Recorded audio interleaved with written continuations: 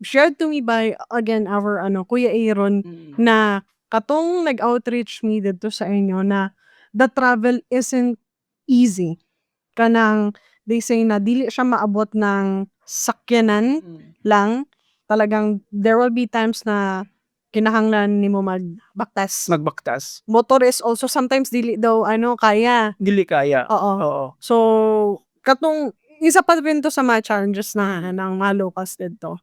So, how is it? Can you describe it for us?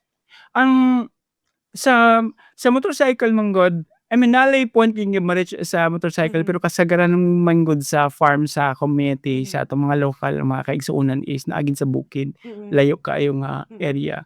So, ang kuan pod ang isa sa mga kuan gyud kong motorsiklo sakyanan kay ang pag ang gasolina sa isa sa mga challenges sa kung maggamit og kuan machine kay para mag-transport sa kuan.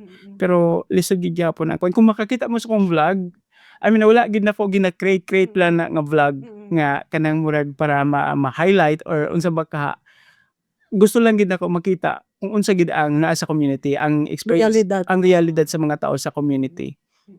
Ayok nga masubaybayan ninyo ang mga short clips nga akong gina-upload sa social media.